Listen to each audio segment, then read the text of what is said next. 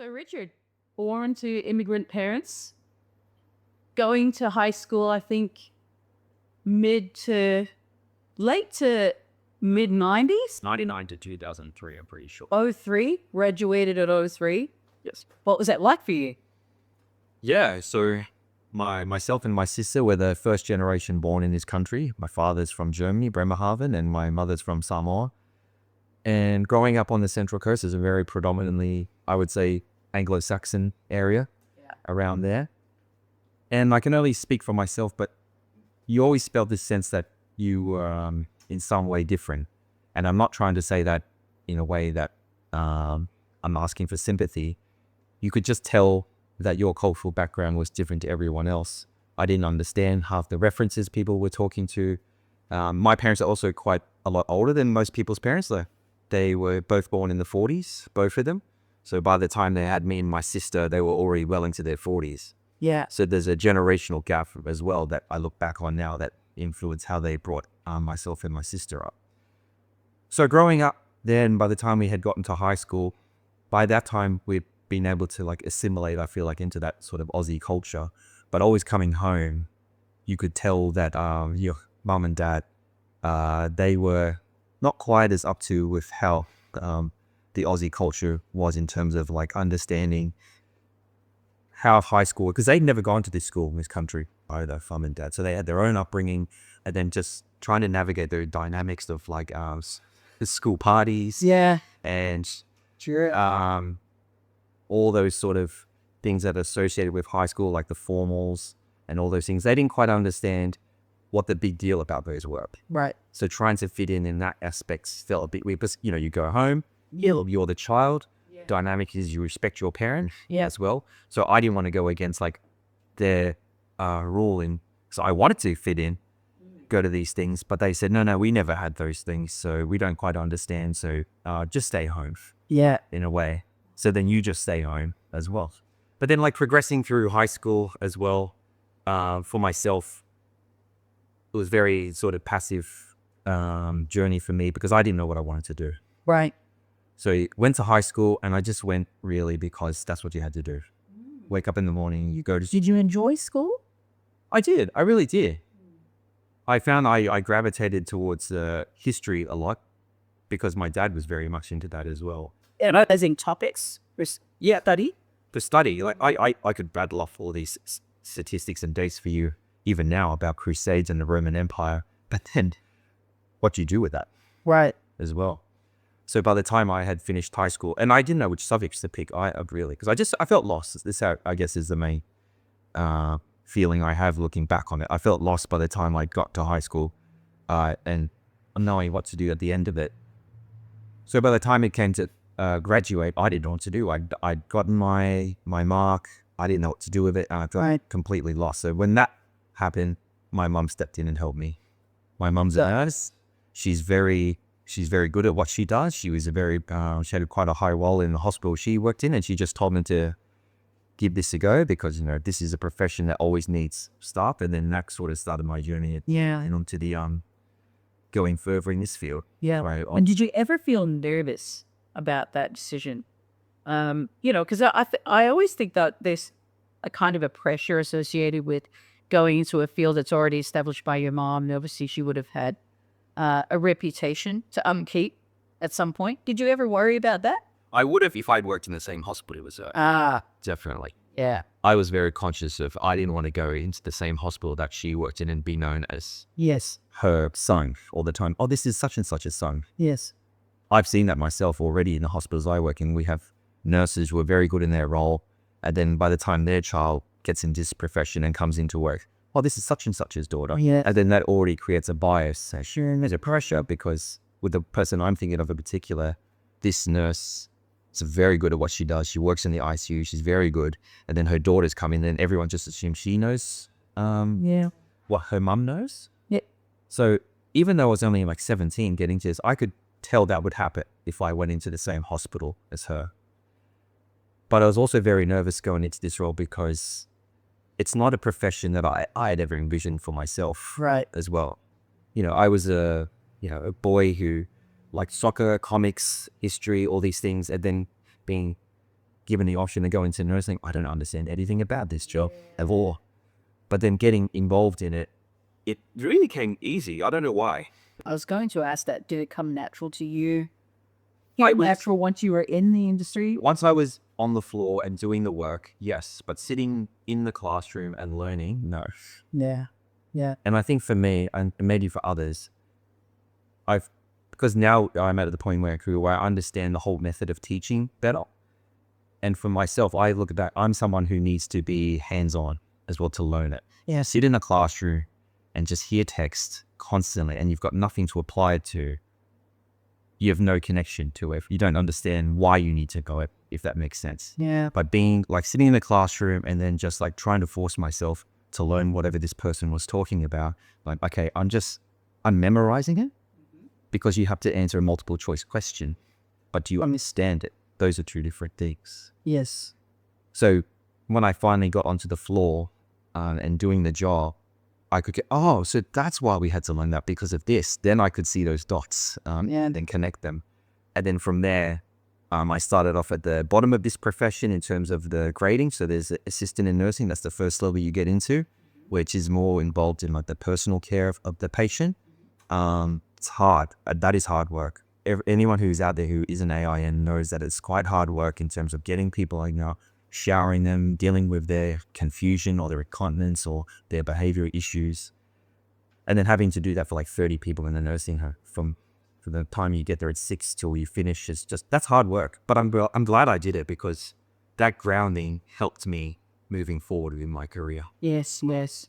And I guess just to take a step back, so you were talking to your mom about, I don't know if you had a chat to her about, look, I don't actually know what to do. And maybe you then figured out together a strategy for how you would get into nursing, or how did you? I mean, I was completely lost. I look back at that period of my life and I'm so thankful for her stepping in and doing that because I finished high school and I really had no idea. I just felt I didn't understand how that step between high school and then adult life. Yeah. That step there. I didn't know how to navigate that. Right. And I think looking back, I avoided trying to think about that all throughout high school. I knew it was coming and then it came and then I was lost. And she eventually saw that I need to step in here because he could just sit here, gain weight and be burden and whatever. So she threw me this life raft and since then, it's become my identity. I think, it's become a second part of it's Richard, he's a nurse and that's just be my work. I've been a nurse longer now than I wasn't, if that makes sense. Yes. Yep. And was it easy to get in? Like your mom being in the industry already, was there did that give you a shortcut into nursing? Or did you, I mean, I know you said you had to do the fundamentals of nursing once you got in there. Yeah. But actually getting into nursing, was there a requirement to have had some sort of experience to begin with? No, not at the level that I entered in. So as an AIN, it was not even TAFE, it was some sort of organization that offered a certificate in this profession. So I don't think I even needed my high school certificate to get into this entry to this level of it. So I just went in, had an interview. They said, do you have money? Yeah, okay, then of course you can do this. So there was an opening? There was an opening. Yeah, it was just like a yearly thing that they hold. Intake. It's intake, sorry. Yes, yeah. So I went to that. There's a theory component, and then you have to find placement at a nursing home. So I found a placement. I was meant to be there employed just as a placement, but then they just hired me, and then that was my first job. Yeah. That was my first job. Working full time as well, and that was such a good feeling to like actually earn money as well. Yes. Because I never had a job through high school either. Ah, Yeah. interesting. Which I look back and regret, and I keep that in mind for my child as well, like trying to help her navigate the things that I was poor at. Right. Yeah. And then earning money was great, feeling like an adult now. Yes. But then also listening to stories of the people who do that. It's a very hard job, like I said before. But then working with people who say, I've been doing this job for 20 years. Like, 20 years of this? No, I can't do that. Right. I'm glad I have this opportunity to do this. Yeah. There must be something more than this. It's backbreaking. It really is. Yeah. So taking the next step, my mum helped me with as well. Right. So I still didn't understand the different levels of nursing as well. Yeah. I didn't understand the dynamics of how it worked or the profession itself. So yeah, the bottom was the AIN, and then the next step, my mum helped me find, there's a program, at the time it was called the Trainee Enrolled Nursing Program. Yes. So I went to TAFE, Meadowbank, it's an area city here. And that was a 12-month paid course, which again I was very grateful for. So you did a theory component for a couple of months at the TAFE, and then they assigned you a hospital for a couple of weeks. So you went on placement there, and it was a really good program because you were counted in the numbers. And when I say that, what I mean is usually when you go on placement, you stand in the background, you're kind of there to be seen and not heard, Yeah. and you just observe. But no, there you were. Made those decisions. You were directed. Yeah. Weren't involved in decision making. No, yes. The expectation was you're going to this ward, you have to get involved. You don't just stand there and watch. We want you to get involved. Feel like you had more responsibility. And it felt like a step up. He was working in a nursing home and taking that step into the hospital where people are sicker, decisions are made, you have to act on quicker, and then you have to check the observations, understand and report them as well. And again, that was the next stepping stone to get me where I am today. Yeah. Well, yeah. I want to step back just a little bit. And I love the story of, your mom approaching you and stuff. What did you do as a young man in between that time from high school to when your mom then came and asked you if you wanted to pursue nursing? Yeah. It was hard to remember actually when I was recounting that story, probably because I blocked it out as well. But I remember being so unhappy and just lost. That's the predominant feeling I had, just being lost, because this is an issue that I still struggle with. I was avoiding trying to address this problem because I knew it was coming. You go to school, you're in 11, year 12, and they talk about careers, and I could see other people feel like they had their pathway laid out. Them, I'm going to go to uni, I'm going to study this, I'm going to do that. And I'm like, I have no idea, and I was absolutely petrified about what to do. And my natural coping way is to avoid it, which is obviously unhelpful, because when the moment comes and it's there and you're staring into the void, you're petrified. You don't know what to do.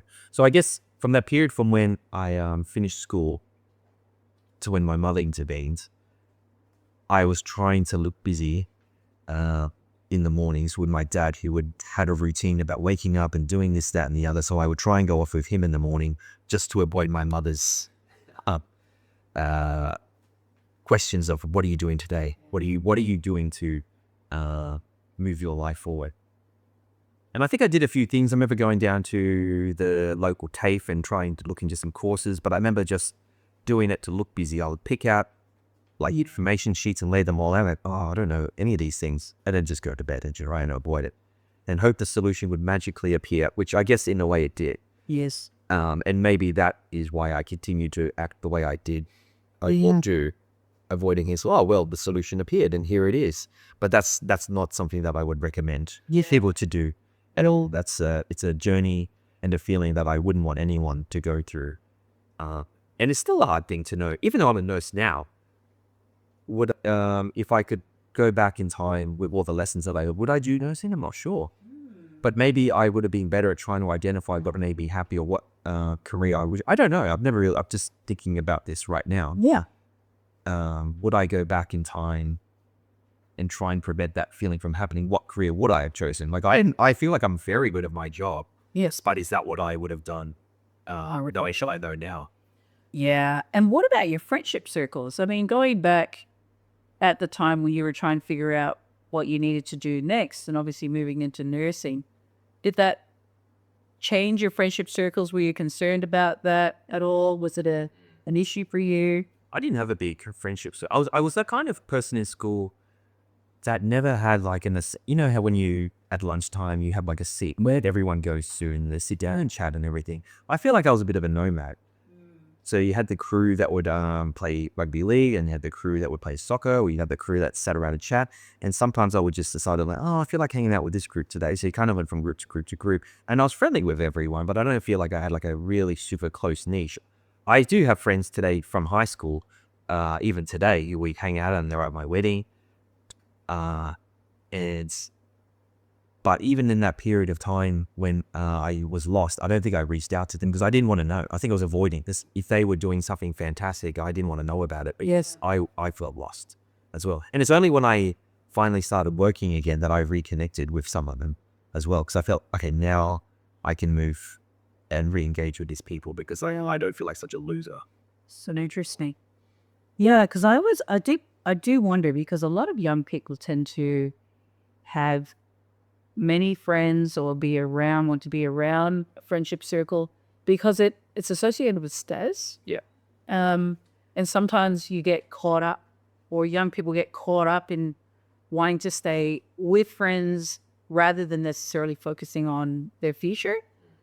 But I feel like your story sounds like you were actually just trying to be yourself as much as you could, not be driven by having that necessarily worrying about status of friendships. And then, yeah, just, I think my lack of like having like a big friendship circle is also linked to how I perceive myself as a kid of immigrant parents as well. right. Because again, being a first generation kid in this country, and then seeing how other Aussie kids acted and like playing rugby league or whatever it was, and they all seemed to be more confident in themselves and who they were. And I just kept looking at, you can't help but feel a bit different when you've got like this different skin tone. It's nothing anyone said to me or bullied me about, but you just see everyone else with the same complexion and you just can't help but not fit in Yeah. as well. And not to the, again, like no one ever said anything Yeah. about that, but it's just this internal pressure that you put on yourself as well. Like I have to conform to try and fit in with them, but I just can't quite do it. So I'm not confident enough to go with them and like hang out like they would after school. So I'm just going to stay in my shell at home and read my comics and everyone retreat into that world. Because that was a big part of my childhood. I remember just like collecting, just that sort of geek culture stuff and pouring myself into that and learning. Yes. Yeah.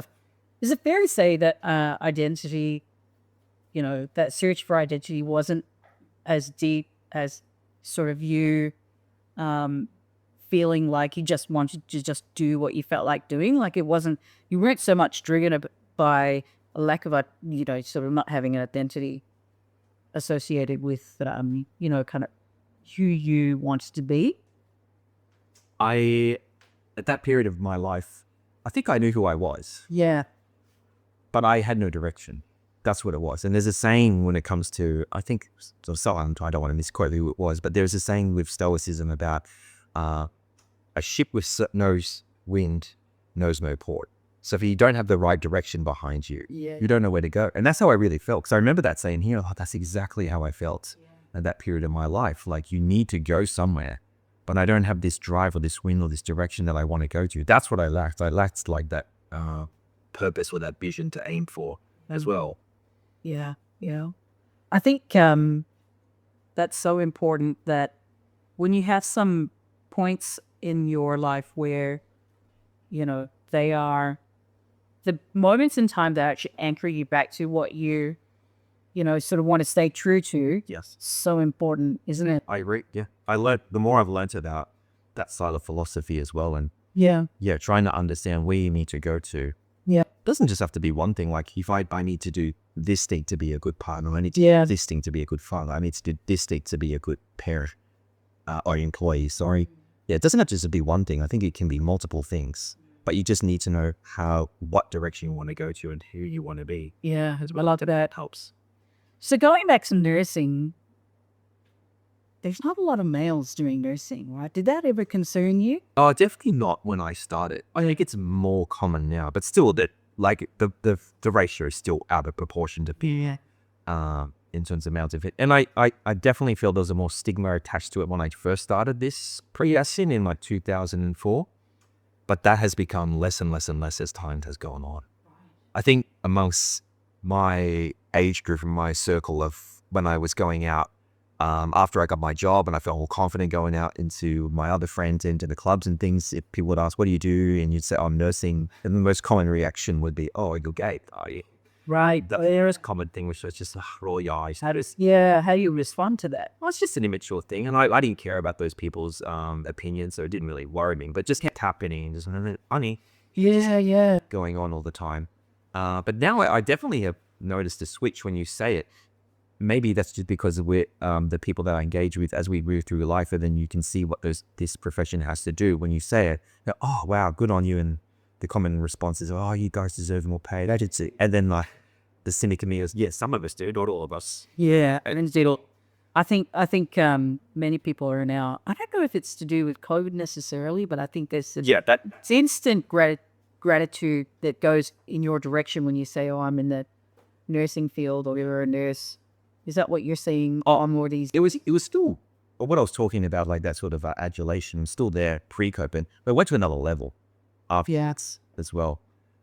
But in terms of like males in the profession,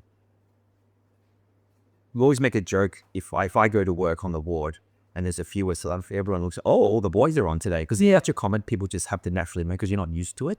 So if there's like 4 of us rostered on and you see like 4 male, oh, all the boys are here today, because it's such a rare occurrence a lot of the time. Yep. But I do think it's a profession more males should get into. Yes. As well. I would recommend it. And I often hear from managers they want more males involved as well. It just changes up the dynamic as well. And, you know, males bring also like their strengths and their attributes as well. Not just visible strength, but it's just a different way of seeing things and a different approach. Yeah. Yeah, so I'm all for more males getting into this profession. Yes. And I know you're a nurse here in Australia. You didn't just do nursing in Australia. You did a bit of travel as well before you, before you got well into nursing. When did you travel and where did you go? I was at I think it was around 2008 to 2010, probably around, can't remember exactly, it was around that period. Yeah, I was with a girl from England at the time, and then I met her when I backpacked around. She came to live in Australia. We lived together for a year, and then I decided to move back with her. So I got a 2-year working visa, and I worked in London over there in one of the hospitals there. And that really opened up my eyes. You feel like you grew up in nursing there? Oh, definitely. It made me also have another space, because it's one thing traveling to a country for a holiday, but when you live in another country and then you're there every day and you see how things are, that's, you really living and breathing the culture. Yeah, I'm not trying, it's not like a massive difference between England and Australia. There are a few differences, like, the picnic bars are a different color, but also like the volume of people is just so much more intense over there. Like London has the population of our entire country in one city. That's just crazy. It's nuts. And then working over there and seeing the pressure that their healthcare system is under and the things that they have to endure, and their pay is just terrible. And then coming home and then hearing people complain about stuff as well. That really opened up that really gave me another perspective of when the people complain about saying, you have no idea what it's really like out there. And I could imagine it's even worse if you go another country that's considered third world. Yeah. What the conditions like when we went to Samoa on a family holiday and your dad had to go to hospital over there.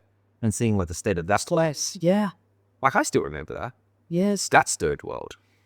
So when people in this country whinge about stuff, I understand it. I don't like waiting either. And it's frustrating when things get delayed or rescheduled and all that sort of thing. But then to turn around and say this is worse than a third world country, it's like, okay, let's just like tone it down a bit. It's delayed because of this reason, and we're doing the best we can with the resources we have available. But going back to what you were saying, that's essentially what stayed with me by working in the UK. It also was a period of my life. It was the first time in my life where I had to live paycheck to paycheck. Yeah, right. Because the pay was so different. There. I think essentially I was getting like $10 Australian an hour. Less.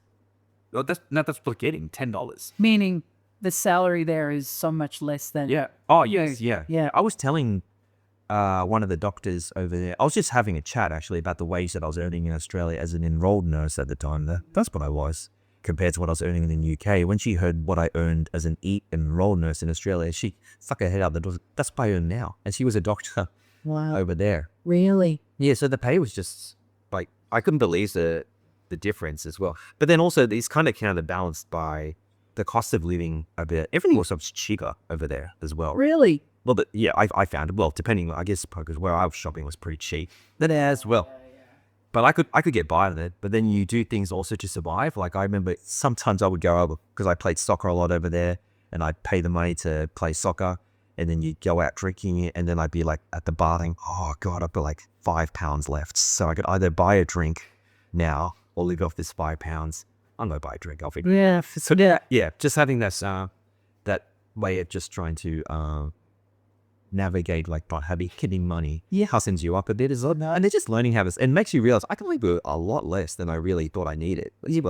Which, you know, if I lost everything, not that I want to, it makes you realize like, I'll be okay. I'll figure it out. That's crazy. You know, your story is so interesting because you went from graduating high school, not really knowing what you want to do, moving into nursing, and then you completely changed your trajectory and went all the way to, you know, London, Yeah. lived there, I guess, really grew up and just, yeah. And I guess another hard that's wrecked your life, really. definitely did, because whilst I was over there, I broke up with this girl. Yeah. As well, like after, I don't know, 10 months or something like that. And the visa I had was only for 2 years and I could never get it again. So I had to make a decision after I allowed myself just to be like completely depressed for like a day. I was like, oh, you know, I'll just let it wash over me and try and figure out why this happened. Yeah. But then, you know, I can never get this visa again. I can either go home with my tail between my legs or I can enjoy it. And I had the best time up to that as well for the remaining part of my visa that I was there. But by the end of the 2 years, I was more than happy to come. Yeah. I was sick of the weather, sick of the distance from home. Right. And also because I got that visa under the understanding that you cannot extend it. That's kind of the deal. Like, it's a 2-year thing. That's it. There is no room to extend this. And that was fine. I was happy to come home, and that I was determined when I came home to no longer be an enrolled nurse, because I was definitely an enrolled nurse for too long. Yes. Doing that role Right. in Australia because I was comfortable. Yep. But I wasn't, I was just happy earning a wage. And again, I had direction as well. So it's like, oh, I'm happy to go to work, earn my money, go out drinking, all these things. But then when I went overseas, they actually don't have that role of an enrolled nurse. I had to take a step back down again to what their equivalent of what an assistant in nursing was. So I take it like a step down in responsibility. That was a massive hit to the ego, but that was all I could get. Yes. So when I came back, I was like, okay, that's it. I'm going to pull my finger out. Let's go to uni and become a registered nurse. Okay. And I roped in my friend who was in the same situation. Let's do it together. And then we went to uni and sort out degrees. And how long were you in uni? I chose a uni that took into account my being an enrolled nurse. It knocked off a year. So I went to UTS. It was 2 years full time. Right. And what was that experience like for you? That was hard because, you know, I was trying to get this done as fast as I could, but then also trying to live. Yeah. So I came home. So you went back to mom and dad? I had to for a while. Yeah. Well, so It was such an adjustment because I'd been living in the UK, essentially by myself, independent, going out, you know, doing God knows what. on your own time. What I did. Yeah, on my own time, and then coming home, living on the Central Coast with mum saying, you got to be home by 5. I'm 23 years old. What are you talking about? However old I was, like telling me to come home. You can't go out. You know what I've been doing? Of course you don't. But you know what I've been doing over there? What do you do? Yeah. That was nice of adjustment. Oh, that was hard. It just going from this really bustling, alive city, and then like home to Rest to Central Coast, you know. nothing happens. Over there, that was like, oh wow, I really got to like get on my life now. Yeah. You went from cold London to surfer. Oh yeah, I'd burn through all my savings as well, just Right. over there as well. So I essentially had to start from scratch. I had enough money left to get a car. Yes. So I got that. So I knew I needed to be mobile. Yeah. So I can't rely on them. And Australia is just so much different in terms of like the transport compared to London. I didn't need a car in London. It doesn't matter. You don't even look at the timetable. You go to the tube and just get where you need to go. Yeah. Or where you lived, were too far away from virtually anything. You can't walk really far away from the city even. Yeah. Yeah. I want to go back to like your background, you know, born to immigrant parents, you know, not really, I don't know that you necessarily learned a great deal of, you know, your heritage on both sides, German and Samoan. Did that ever bother you? Were you ever curious about, It always felt like these weird mythical lands when I was a kid, hearing them talk about, you know, in the age of the 90s growing up, you didn't have the internet, you didn't have this easy access to everything. information? So I'd hear my dad talking about stories about Germany, and it just sounded so... Your sources of truth were just your parents. Yes. Yeah. Yeah. And then just hearing he grew up in World War II Germany, like the aftermath of it. So he was born in 1940. Yep. 5 years old when World War II ended. Yeah. And just hear him talking about what that was like. true.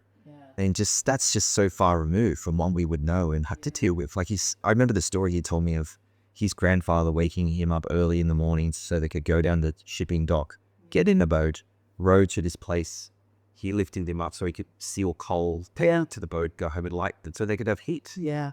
Kind of bad. You couldn't fathom even doing the gun that. How we get annoyed like, oh, is this fan on 2 or 3? It's just it's pretty hot in here.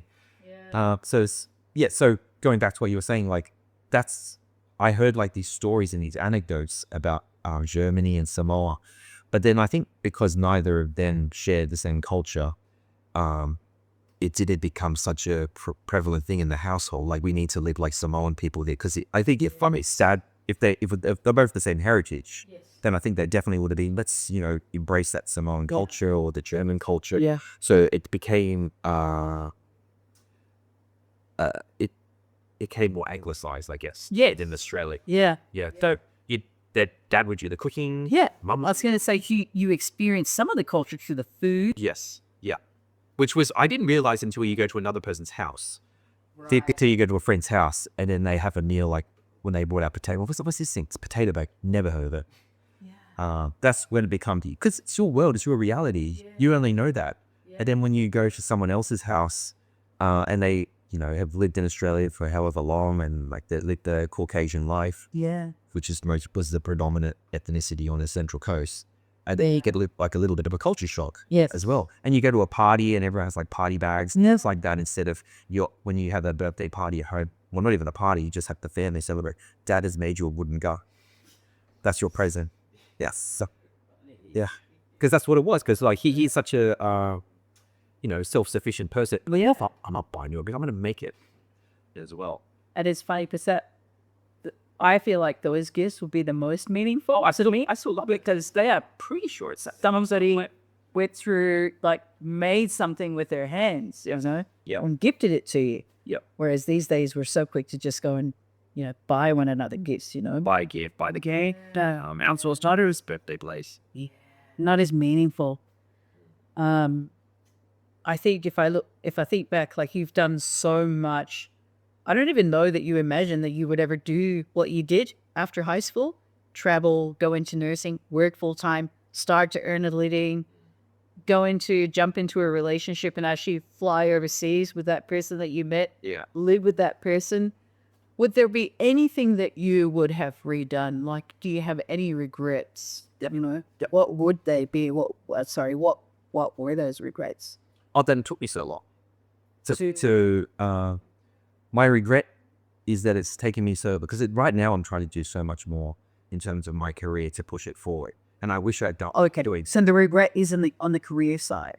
Not the career. I can never fold this. I would say to like people who feel lost, especially in our culture, I think, especially with Samoa, the stereotype is, or even not just Samoans, but Tongans and all Polynesian people, is it's a very caring demographic. Yes.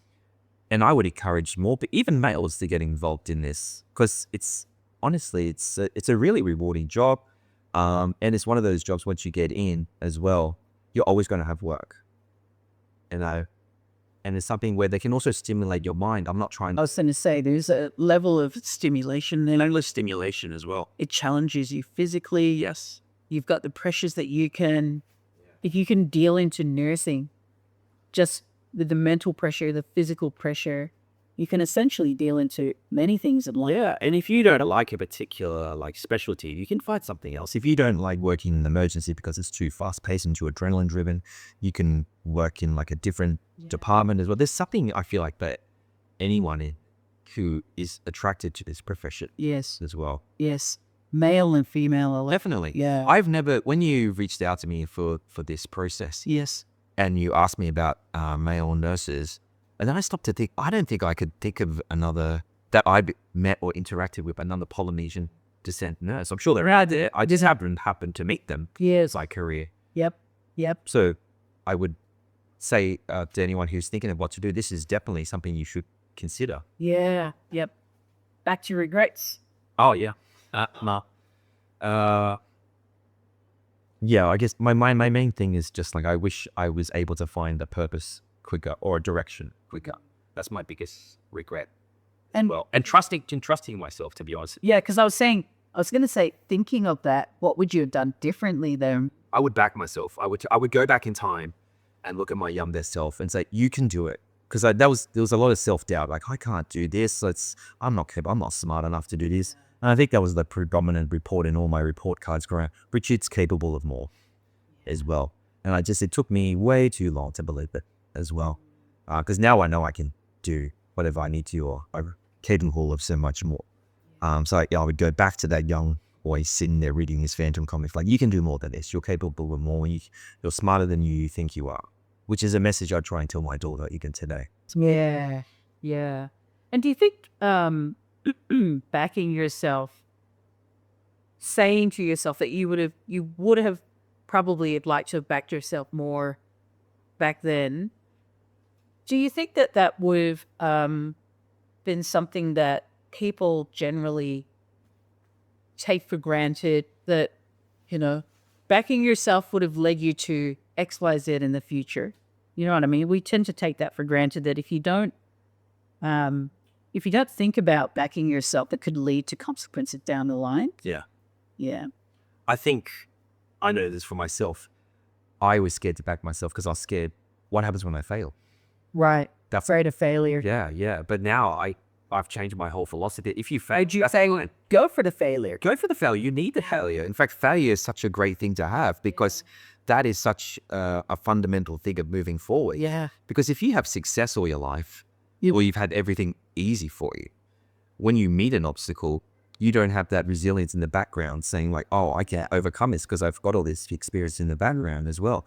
So I guess I just lack that understanding that failure is a good thing. Yes. Well, And nothing is ever going to be perfect. no. So fall over, yes, and just get back up again. Yeah. That's what builds resiliency. Obstacle is the way, is the saying that I've it's become the predominant mentality that I have now, that if you have an obstruction in your way, you need to get over that obstacle. Yes. And to move forward. And it's not something that I've come up with. That's just through all the readings that I've been doing, because I've just become so interested in my philosophy and stoicism and learning about particular Roman Emperor Marcus Aurelius. His saying was like, the obstacle is the path to the objective that you need. Yeah. So if that guy can think like that, someone who had all this power, he was the most powerful man in his world at that time. Yeah. Why can't I think like that? Yes. Yeah. And you've got two sides to you, right? You've got the nursing, the really serious side, the philosopher. But then you've got this artistic side in you. I know you mentioned that in high school you liked to draw. Yeah. Did you take that through your life, or is that another regret of yours, that you might have sort of, dabbled in that a little bit more? It's funny because I know growing up, that was such a big part of my identity, was drawing. Yeah. Because I would sit there and my dad's an artist, because he paints all the time. He never taught me though. Very good, guys. He's very good, very good. Like, he's well beyond what I can do. But the thing is, like, that's his thing as well. But then my journey to art was very different to his, because he likes very classical style painting, these very romantic paintings of ships and things like that. Where I got into art because I loved comic books and the always loved mythology. Yeah. As well. So then I started copying the drawings in that, and I got really good at it. And like, I remember even in primary school and high school, people would, I really like this particular thing he drew for you. I would draw it for them and give it to that. But I never thought of it as a career option, because again, I used to doubt myself. I would see other people drawing and see how much better they were, and go, I don't like that. That's beyond me. Yeah. Yeah, but it's not something I miss though, because it's just kind of tapered off, because I've gained other interests since then. But it's something I do with my daughter drawing. But I have to tone it back, because I'm realizing it's no good to her development seeing me drawing something fantastically. She's I can't do that, so I'm just going to stop it. Right. Yes. So art is an amazing outlet as well, that I used to have, but I think I've used other things up in my life now to feel that void. So I don't regret not pursuing that. Yeah. But it would have been an option maybe if things were a bit different. Yeah. Yeah. Absolutely. I do feel that art is one of those things that helps you with your imagination, yes, creation, your creativity, and it helps you think sort of more about what the possibilities could be, rather than being so narrow. Yeah. But I love that. I love that about you, that you have that artistic side, and that's an outlet in other ways, not necessarily for, earning a living. But yeah, I think that's really admirable, that you could do two separate things, not necessarily just focus on the one thing, but that you've got two separate things that you can, sort of lean to, whether it's not even three, even reading. I think you enjoy reading as well. That's been a recent requirement of mine, greedy, because I was just I think like all of us, we just waste too much time scrolling on our phone. Right. Yeah. So then my goal for last year, but then I actually did it this year, was to read more. And then like in the first month of this year, I think I've read like 8 books. Yes. Were you always, you were never a reader, and I was never a reader. Even my dad, and when I told him I've read 8 books, like, you read 8 yeah, what led you to that point, Like, how did you start? I don't know if you would call it a love for reading today, but what started that journey for you? Just I think really for me, it's a gateway book. You find one that you really connect with, yeah, and then you want more of that. And then when you find a book or some piece of art that really speaks to you or connects with you, then you just want more of it. You want more of that feeling. yeah, So we've talked about this book. We've talked about How to Win Friends and Influence People. I read that book and it was just so, like, it was written in the 20s, but it's still so fresh and relevant for today. Yeah. And then that led me to like try and find more stuff in that sort of genre. And then I just couldn't stop. Because once you have this thirst for knowledge, and then you realize how easy it is to get, especially the books that are everywhere. Yep. Then you don't want to stop. So I couldn't, well, I actually had to stop because I was just getting to the point of, I'm actually not feeling my other duties in the household because I'm reading all the time. So I need to actually slow down here. But I love finding these things that have been around for decades or even older, but they still speak to us today. 100%. And it frustrates me that I haven't found these things earlier in life because it makes me realize how much time I've wasted reading and watching other things that are of no use as well. That's why now I find I don't enjoy the things as much as I used to. So if I wanted to sit down and just watch a Netflix show or a series, I could be reading a book right now. But that's my mentality at the moment. Yep. Instead, I could be creating. Thinking about all the things you could be doing. Yeah. So I wish I had that mentality early because I feel like the people that I've been reading about that I do find so inspiring, that's how they think. Okay, what can I do right now? And if you find that subject that you want to be really good at or you want to master, I have to do this. I can't just sit down and watch TV. I have to keep creating for this. It's all the things in life that build your character, build your persona, or build kind of who you are. Yeah. But at the same time, you're kind of looking back going, gosh, I wish I actually did that a lot sooner. Yeah. Kind of a late bloomer. And I still catch myself thinking like that, but also that's not helpful either. Yeah. I wish I did, but I didn't. Now let's move forward. Yeah. As well. Because you can get stuck in that. I know I do. I get stuck in that. I wish I'd done this and I wish I had a magic time machine to go back and do this.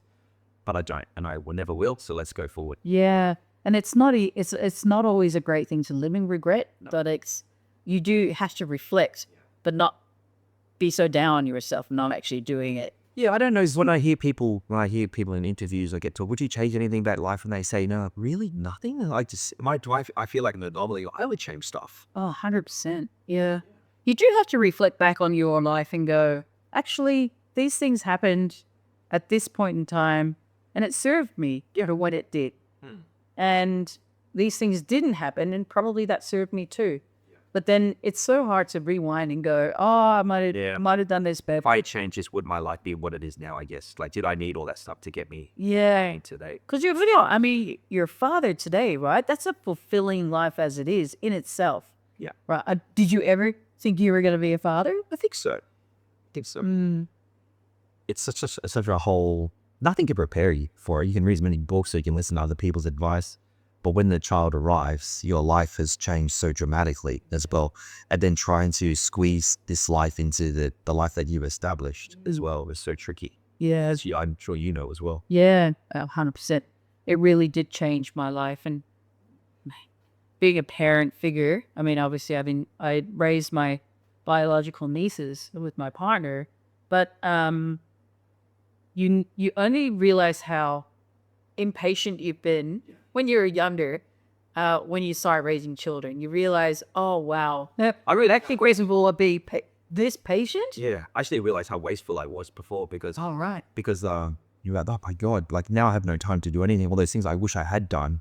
Now this life is so depending on me and my wife. We need to care for it. So Yeah. to devote it, I wish I really had done all these things beforehand. Now I'm trying to do them now. Yeah. I wish I'd done them earlier. Yeah. So that's a regret. Yeah. Gotcha. I think the other thing about kind of your like as well is you've got this part of you which is nursing. You're trying to move through the nursing side of things. Then you've got you've got your fatherhood that you're trying to be the best at. And then obviously you're also a husband. So you're trying to, sort of to make sure that you keep your relationship together while you try to, you know what I mean? Move through your career and obviously move through fatherhood. How's that all going for you? Oh, it's a challenge every day. Yeah. It's not easy. Yep. Like this is our journey with parenthood has been harder than we thought. It's always going to be hard. But then through no fault of her own, our daughter had some additional needs that we had to navigate as well. So that was really tricky and just trying to navigate that. And then I look back on period of time after she was born, I was trying to please too many people, in terms of like, I was trying to make work happy, like being a good employee to them and trying to do what I need to do at home. But one of them had to give because of her needs as well. I'm not blaming her. That just is the situation that it was. So then I had to take a step down from the position I was in one hospital and take another one in a different hospital in a casual position, which I never wanted to do. But in a way, it's been a blessing as well, becoming a casual as well, because you become more autonomous. You can pick and choose what you want to do. But then trying to be a good husband and keep our relationship in a good place, that's really tricky. Yes. As well, because we poured so much into her as well. Like, what does she need? We have to do these things to help her to get to the point where she can function well as she progresses through life. Yes. And now she's so like you've at her and you wouldn't think anything was an issue, but we had to endure. We had to endure some really hard times with her in taking her to therapies all the time, terrible sleeps, and we're seeing the benefits of that now. And now we need to try and move forward as a family together and build more things to help us bond as a family, because so many times we have just established a routine to help with her routine of how to navigate the world and her processing of everything, but she doesn't need so much of that anymore. Yeah. Because I was getting to a point where it was so militaristic and how I like, okay, it's this time, we need to start this and then start this, get it to bed by this and do this, and be consistent all the time.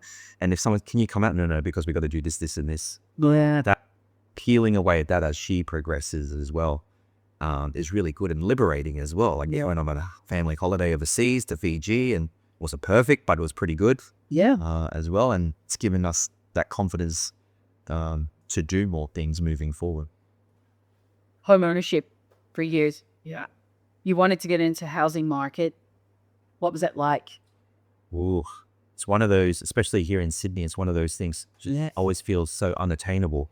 It's well, no matter how much money you earn, it just, you hear the horror stories about the market and it's going up and down and houses are going for well over their reserve. Yeah. So it's this intimidating thing. Do you know what the median house price is in Sydney these days? I was about to say it as well, like when it comes to all of that information about the house, it's just so far beyond my understanding as well. And then I just have to credit my wife, Melissa, who just has been really the driving force behind us getting a property, because without her, I don't think I would be a homeowner. Yeah. Without her. Really? Yeah. She's just so good at knowing, she's really good at identifying the plan and moving forward, to the point where I became a passenger. It's like, well, you know what you're doing, so I'll just tag along to the right, which, it's been a detriment as well. But back to your question, Yes. about the property. It's hard getting in. And then we had to make a decision to make as well, especially with buying a property, because the area of Sydney we were living in, we liked it there, but to buy a house in there was just unrealistic. Well, we could have bought like an apartment as well, but then we had to make a decision about, is that the area we want to raise a child in, an apartment, no backyard? Is that real what we envisioned for ourselves? And it was. So then we had to make a choice to move to an area of Sydney that to be honest, I had in a stereotype in my mind about like, I don't want to live in that area, but you do what you have to do. So we looked at a lot of houses. Nothing was right until we found this very tiny battle axe property and then put an offer onto that one with the limited funds that we had.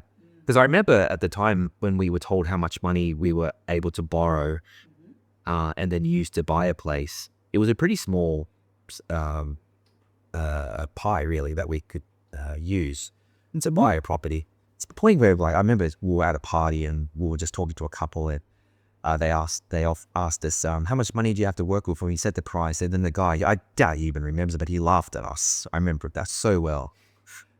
But anyway, despite that, we just had to move forward. Well, that would have just propelled you to want to do it even more.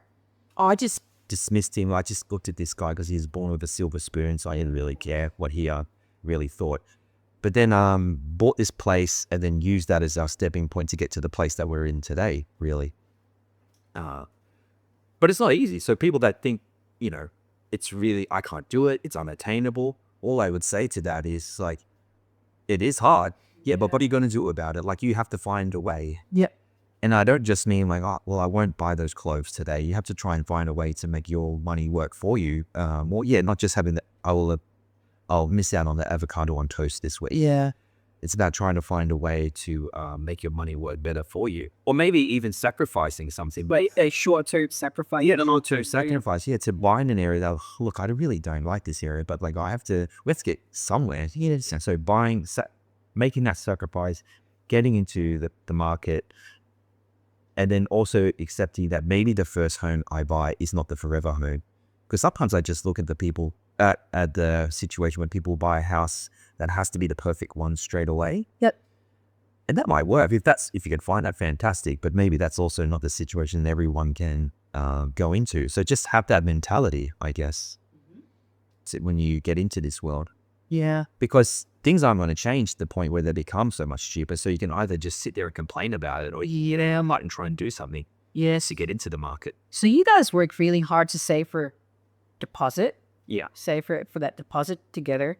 Learn about the housing market and all the terminology.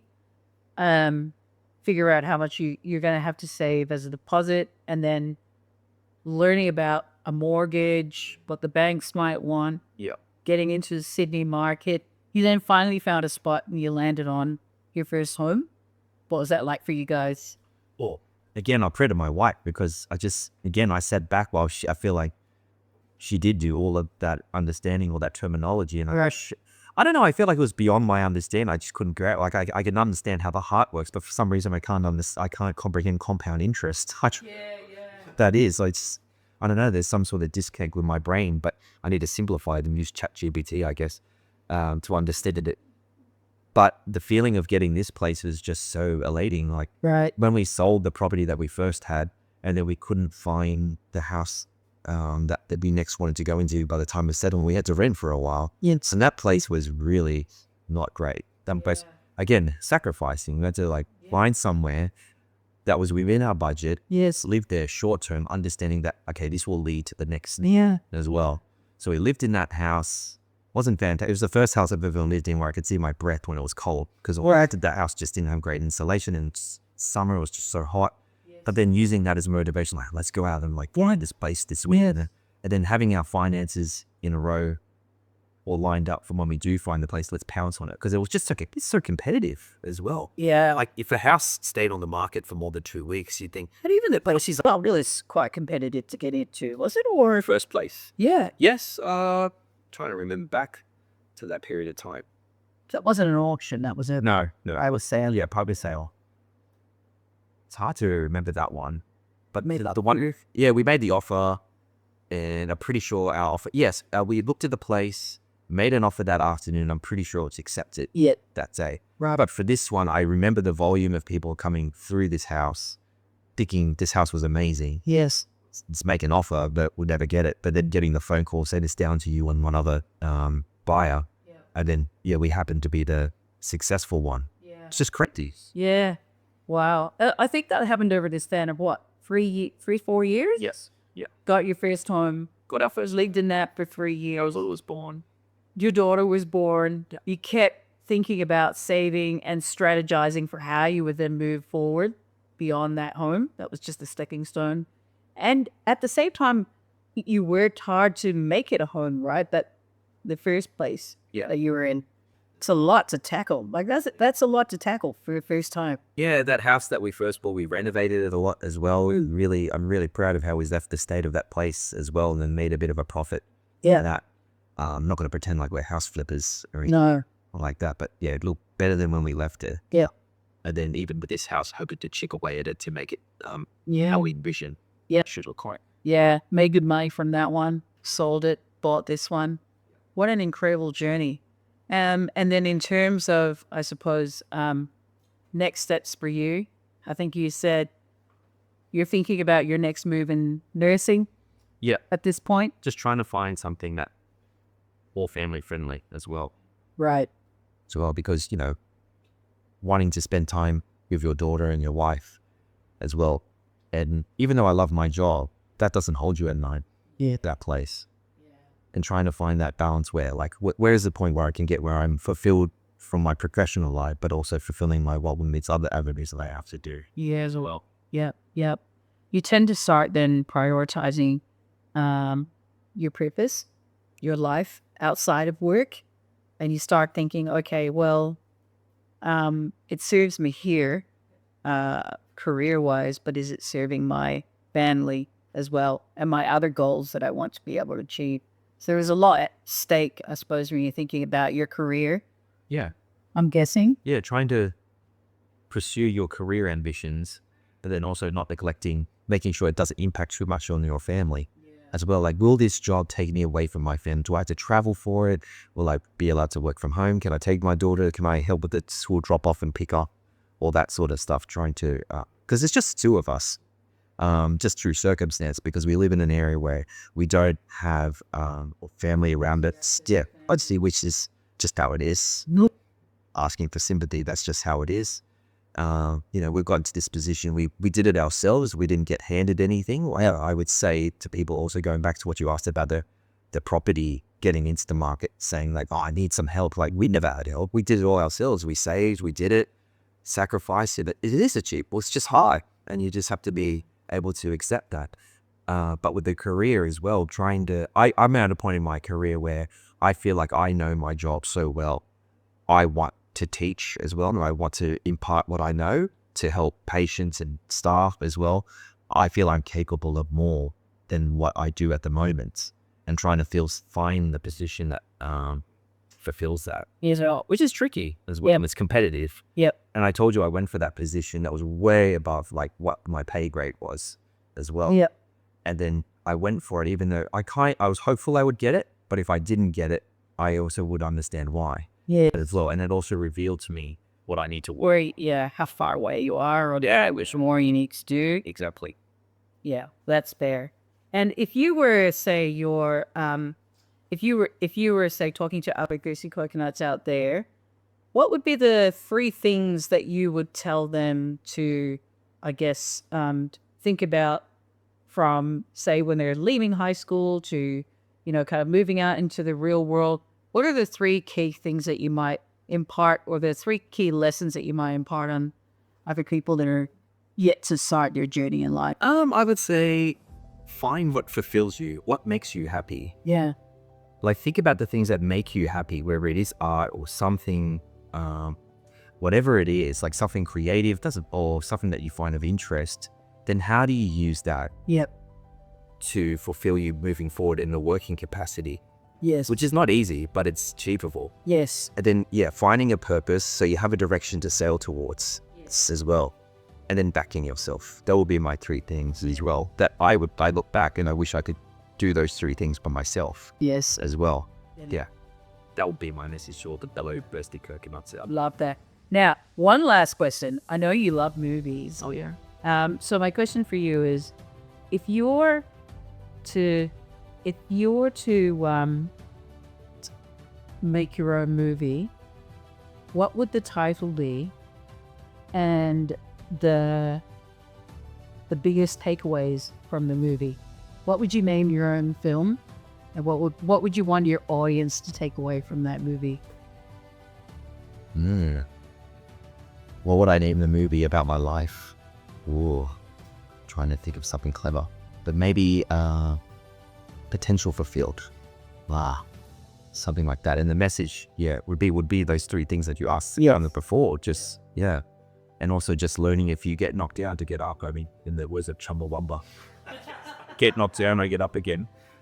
Let's get it. Okay, so your film would be, the title of your movie would be Potential Fulfilled, and then it would be the three key takeaways that you just shared. Yes. Richard Gogoski, thank you so much. Thank you very much, man.